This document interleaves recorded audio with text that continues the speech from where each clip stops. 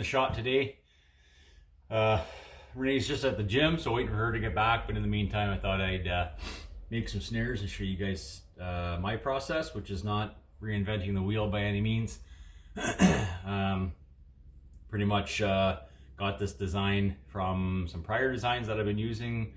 I've been buying my snares up until this point, or actually I bought my first set as I got my trapper's license, usually about $8 a snare or so, but now I'm getting into making my own. So I'll show you kind of the things you need and some measurements. We're gonna do a boil and I'll show you the result. So stay with me. So you're gonna need a couple things here. I'll show you kind of all the tools and little items that you're gonna need for this. This is what clamps down and tightens the ferrules into the wire. You need some cable snips. These have a little locking mechanism in them. You can use with one hand. Similar to what you'd use for snipping dog or farm animal toenails, but a little bit more hefty. Single ferrules, which they look like that, 3/32. Double ferrules, same thing, just with 2 holes. You can do that loop that goes around the tree. Cam locks with teeth, 3/32 as well, as you can see. Small little teeth to grab onto that wire when it clinches down. Of course, a tape measure, 3/32 aircraft cable. This is 100 feet right here. Some sort of heating device. That's just a pot full of snow. Don't tell Renee, it's one of her favorite pots. We'll just keep that our little secret. Could use the wood stove, but just don't want to get it going. It's only about 1 degree outside. It's pretty warm. And once I get this water boiling, well, first melt the snow into water and get it boiling. We have a little bit of a mixture here that I'll talk about. I just want to make sure that I get a nice dye and take any oils off the snares. As you can see, I have a bunch of 9-foot lengths here. And this is an old snare here. That was, I don't know what happened to it, but I just have it as an example. But you can see the difference.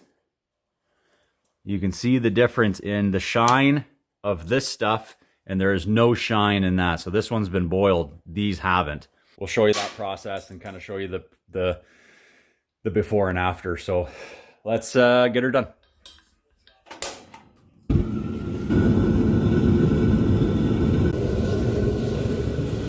So that's gonna quickly melt down.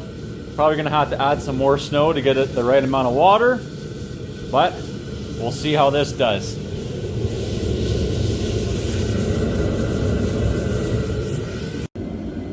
So as that snow is gonna be melting down, I thought I'd just do one for you guys.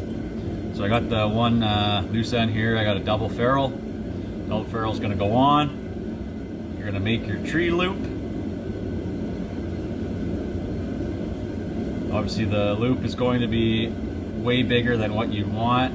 You're gonna hold on to the double ferrule and just pull that end through. Again, leave your little tag end there for just a little bit extra relief. About thumb width, so you can get your actual snare loop and cam lock through there. Put this in. Give that a good clamp. Second one right beside it.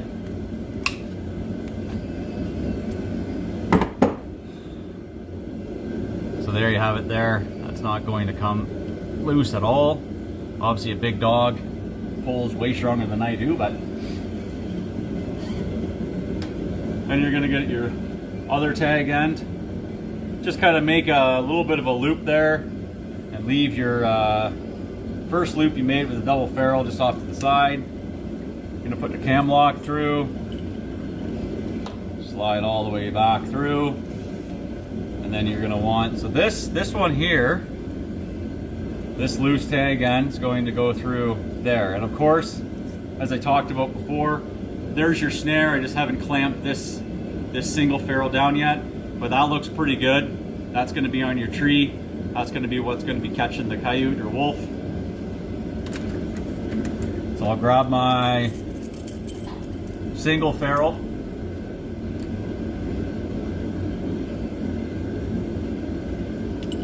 Put that on that, and I'm going to leave a little bit of a tag end here, or at least try to.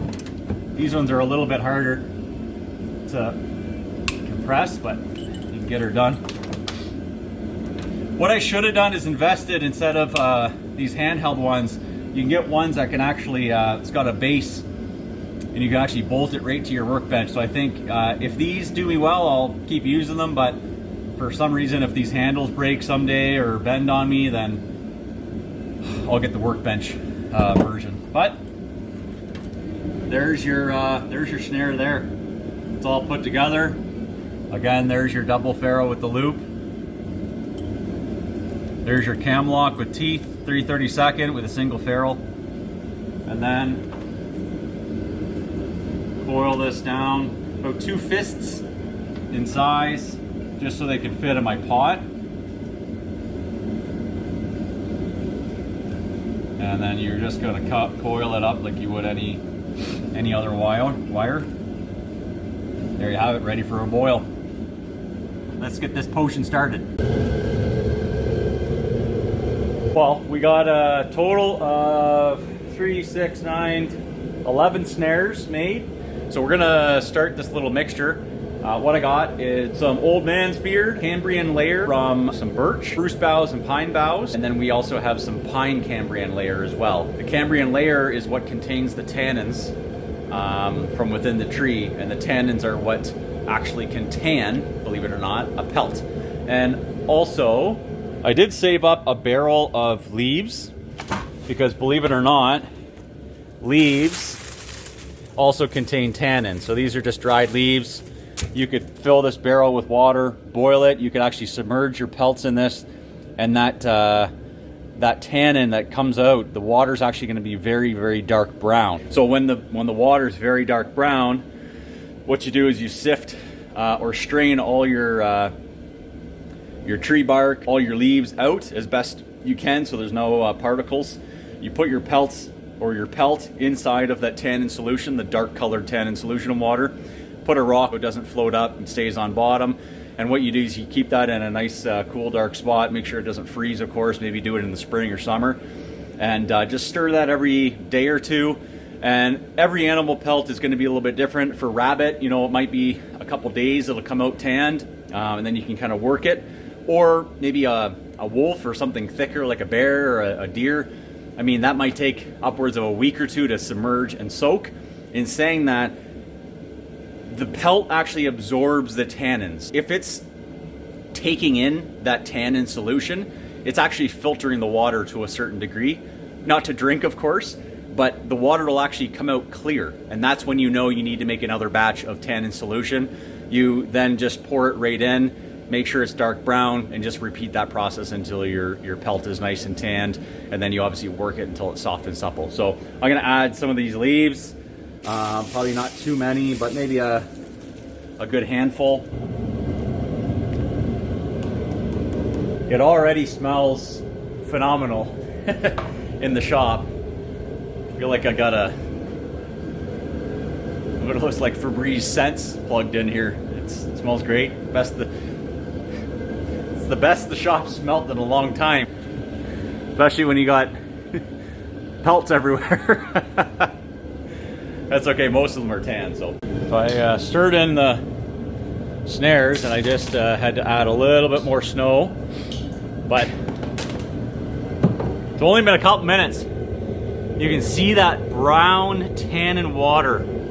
Again, master the patterns of Mother Nature. Mother Nature always provides everything that you need.